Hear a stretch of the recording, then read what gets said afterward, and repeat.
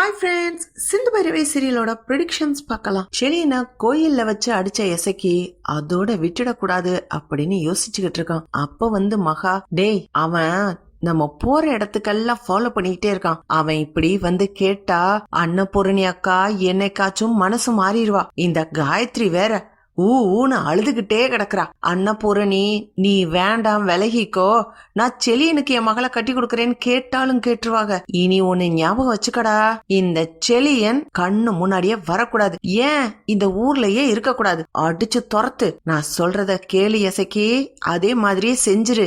சரிக்கா, நான் அதே மாதிரியே செஞ்சிடறேன். இசைக்கு யோசிச்சுக்கிட்டு இருக்கான். ஏற்கனவே கடத்த சொன்ன ஆளுகளுக்கே இன்னும் பணம் பாக்கி இருக்குது. அவங்க கிட்ட உதவி கேட்டா பணத்தை செட்டில் பண்ணு, அதுக்கப்புறம் இப்ப அடிதடியில இறங்குறோன்னு சொல்லுவாங்க. வேற புது ஆளை தான் பிடிக்கணும். நல்லா யோசிச்சு பார்த்தேன், இவன் தான் சரியா இருக்கும்னு சொல்லி புதுசா ஒரு ஆளை பிடிக்கிறான். எசைக்கு என்ன சொல்லுன்னு, ஆனா கேட்ட பணத்தை சரியா கொடுத்துடணும். முன் பணமா சொல்றதுல பாதி பணத்தை இப்பவே அனுப்பிவிடு. அப்புறம் அவனோட போட்டோவையும் அனுப்பு. கன்ஃபார்ம் பண்ணிக்கிட்டு தான் நான் இறங்குவேன். தேவையில்லாம புள்ள பூச்சியெல்லாம் அடிச்சிடக்கூடாது. பாத்தியா? சரியா எசைக்கு என்ன, பணத்தை அனுப்பு, வேலையை செய்யறேன். இதோ அனுப்பிடுறா அப்படின்னு எசைக்கு பணத்தை அனுப்பிடுறான். செலியன் வேலையை முடிச்சிட்டு வந்துட்டு இருக்கும் போது செலியனை வேணும்னே வம்பளுக்குறாங்க. செலியன் இவங்கள பாத்துட்டு நம்மள அடிக்கதான் போறாங்களோன்னு நினைச்சு பயந்து ஓட ஆரம்பிக்கிறான். செலியனை துரத்தி பிடிக்கிறாங்க. செலியனை பிடிச்சிட்டு போன்ல இருக்க போட்டோ எடுத்து கிட்ட வச்சு, டேய் நல்லா பாருங்கடா, இவன் தானான்னு. அது வேற, ஆளை மாத்தி அடிச்சிடக்கூடாதுல்ல, கரெக்ட் தானே, இவன் தானே, அடிங்கடா. டேய் நீங்க நல்லா காட்டுங்க அவனை. நான் எசக்கிக்கு போன் பண்ணி தகவலை சொல்லிட்டு வந்துடுறேன். அவன் ஒரு பிராடுக்காரன்டா.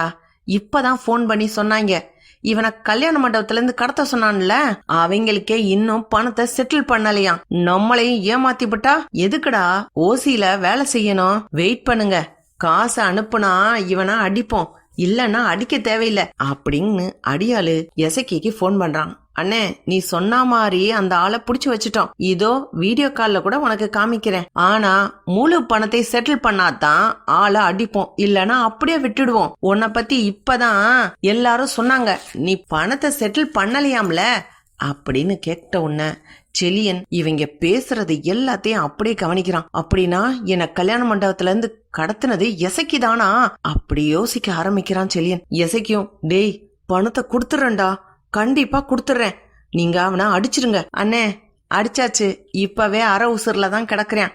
மிச்ச பணத்தை கொடுத்தாத்தான் அவன் எந்திரிச்சு நடக்க முடியாம செய்வோம், இல்லன்னா இப்படியே விட்டுட்டு போயிடுவான். டேய் சொல்றது கேளுங்கடா, வேலையை முடிச்சிருங்க, பணத்தை நான் அனுப்பி விடுறேன், கண்டிப்பா அனுப்பிடுவேன், என்ன நம்புங்கடா அப்படின்னு எசைக்கு கெஞ்சுறேன். அடியாள்கள்லாம் பேசுறாங்க, இவன் வேலைக்கு ஆக மாட்டான்டா, எசைக்கு ஏமாத்துறானா, இவனை நம்ப கூடாது அப்படின்னு செலியன முகத்தை தலையை தூக்கி பாக்குறாங்க.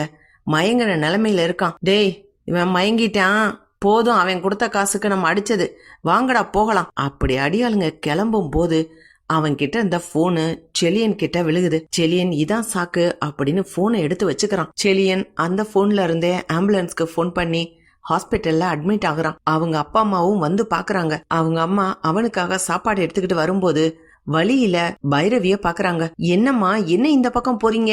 அப்புறம் எதுக்காக மாறன் என் பையனை இன்னமும் அடிக்கணும்? காயத்ரியை யாரு கல்யாணம் பண்ணிருக்காங்களோ அவனைத்தானே அடிக்கணும். என்னம்மா நியாயம்? என் புள்ள பாவம் கஷ்டப்படுறான் அப்படின்னு ஆஸ்பத்திரிக்கு போறாங்க. பைரவியும் நானும் வந்து பாக்குறேன். செலியனை போய் பைரவி பாக்குறாங்க. பைரவி செலியன் கிட்ட, இங்க பாருங்க செலியன், நான் உங்ககிட்ட ஒரு விஷயம் கேக்குறேன். உங்களை யாரு அடிச்சதுன்னு உங்களால கெஸ் பண்ண முடியுதா? யார் மேலேயாவது உங்களுக்கு சந்தேகம் வருதா? இன்னமும் எதுக்காக உங்களை அடிக்கணும்? கல்யாண மண்டபத்துல இருந்து உங்களை கடத்திட்டு போயிட்டாங்க. கல்யாணம் உங்க அம்மா சொன்ன மாதிரியே எசைக்கு கூட நடந்துருச்சு. மாறனுக்கு காயத்ரிக்கு கல்யாணம் நடக்கூடாதுன்னா எசைக்கிய தானே அடிக்கணும். எதுக்காக உங்களை அடிச்சாங்க? எனக்கு என்னமோ உங்களை அடிச்சது மாறன்னு தோணல. இந்த உண்மை மட்டும் தெரிஞ்சிச்சுன்னா எசக்கிய போலீஸ்ல மாட்டி விட்டு உள்ள வச்சு லாடங்கட்ட சொல்லுவேன். உண்மையை சொல்லுங்க செலியன் அப்படின்னு பைரவி கேக்குறாங்க. ஏங்க, இந்த உண்மையை யார்கிட்ட சொல்றதுன்னு தெரியாம பயந்து போய் இருக்கிறேன். நீங்க எல்லாரும் ஒரே குடும்பம், எசக்கிக்கு தான் சப்போர்ட் பண்ணுவீங்கன்னு நினைச்சுக்கிட்டு இருந்தேன். அன்னபூரணி அத்தை வந்தாங்கன்னா அவங்க கிட்ட வேணா சொல்லலாம்னு நினைச்சுக்கிட்டு இருக்கேன். என்ன அடிச்சது மாறன் இல்லங்க, எசக்கி தான் ஆள் ஏற்பாடு பண்ணி இருக்கிறான். என் போட்டோவெல்லாம் அனுப்பி என்ன அடிக்க ஆள் ஏற்பாடு பண்ணிருக்கான். அவங்களுக்கு பணம் பாக்கி கொடுக்கலன்றதுனால அரைகுறையா அடிச்சதோட போயிட்டாங்க. இல்லன்னா என்ன அங்கேயே முடிச்சு விட்டுட்டு போயிருப்பாங்க. எசக்கி மேல எனக்கு லேசா சந்தேகம் தான் இருந்துச்சு. ஆனா இந்த போன்ல எஸ்ஐக்கு வாய்ஸ் நோட் அனுப்பியிருக்கான் கேளுங்க. இதே போன்ல தான் என்னோட போட்டோவும் இருக்கு. இது அடியாள்களோட போன் தான். இது கோயில்ல காயத்ரியையும் அன்னபூர்ணியத்தையும் பார்த்துட்டு அவங்க கிட்ட காயத்ரியை எனக்கே கல்யாணம் பண்ணி வச்சிருங்கன்னு சொல்லி கேட்டேன். காலில் விழுந்து கெஞ்சினேன். அப்போ எசைக்கு வந்து கோயில்லையும் என்னை அடிச்சான். அதோட விட்டுடுவான்னு நினைச்சா இப்ப அடியாள் செட் பண்ணி என்ன அடிக்க ஆரம்பிச்சிருக்கான். இவன் தாங்க எல்லாத்துக்கும் காரணம் அப்படின்னு செலியன் ஆதாரத்தோட நிரூபிச்ச உடனே பைரவிக்கு வருதே ஆத்திரம். ஆறுமுகத்துக்கு போன் பண்ணி, பாரு எசைக்கு தான் எல்லா வேலையும் செஞ்சிருக்கிறான். செலியனை கல்யாண மண்டபத்துல இருந்து கடத்தினதும் எசைக்கு தான், அவனை ஆள் வச்சு அடிச்சதும் எசைக்கு தான். ஆதாரத்தோட கிடைச்சிருக்கு. இவனை நான் இப்படி சும்மா விட்டுற மாட்டேன். காயத்ரிக்கும் எசைக்கு கூட வாழ்றதுல விருப்பம் இல்ல. அதனால எசைக்கிய நான் போலீஸ்ல கம்ப்ளைண்ட் பண்ண போறேன். நீ என்ன சொல்ற ஆறுமுகம்?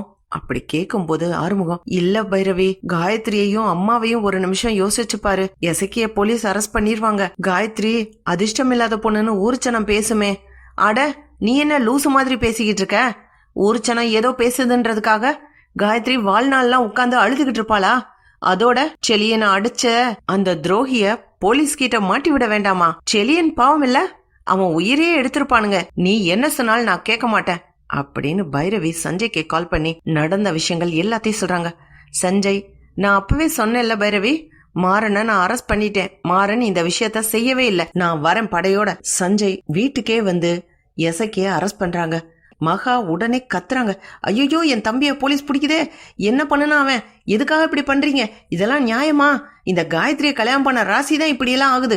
என் தம்பி பாவம் அம்பட்டு கஷ்டப்படுறான். உனக்காக இறக்கப்பட்டு கல்யாணம் பண்ணலான்னு நினைச்சான், இப்படி ஆகுதே அப்படின்னு மகா கத்துறாங்க. பைரவி உடனே, போதும் மகாத்த, நடிச்சதெல்லாம் போதும். நீங்களும் எசைக்கும் திட்டம் போட்டு காயத்ரி கல்யாணத்தன்னைக்கு செலியனை கடத்தினது நீங்க தான்றத ஆதாரத்தோட நிரூபிச்சாச்சு. அதனால்தான் எசைக்கிய அரெஸ்ட் பண்றாங்க. உங்க ஆட்டம் எல்லாம் முடிவுக்கு வந்தாச்சு. காயத்ரிக்கும் எசைக்கு நடந்த கல்யாணத்தை ரத்து பண்ணிட்டு செலியனுக்கும் காயத்ரிக்கும் தான் கல்யாணம் பண்ணணும். அன்னபூர்ணியத்தை நீங்க சொல்லுங்க, எசைக்கு பண்ணுனது நியாயமா? தப்பு தானே? மகாத்த அதுக்கு உடந்தையா இருந்திருக்காங்க. எவ்வளவு பெரிய துரோகம் அப்படி அன்னபூரணி கிட்ட பைரவி கேக்குறாங்க. அன்னபூரணியும், பைரவி சொல்றதான் கரெக்ட். எசைக்கிய போலீஸ் புடிச்சிட்டு போட்டோம். எசைக்கும் காயத்ரிக்கும் நடந்த கல்யாணத்தை ரத்து பண்ணிட்டு செலியனுக்கு கல்யாணம் பண்ணி வைக்கிறேன். அன்னைக்கே மகா கிட்ட இந்த கல்யாணத்தை நிறுத்துங்கன்னு சொல்றதுக்கு தான் வந்தேன். என்ன ஆச்சுன்னே எனக்கு தெரியல. திடீர்னு மயக்கம் போட்டு கீழே விழுந்துட்டேன். ஆறுமுகம், காயத்ரி உன் தங்கச்சி தான்.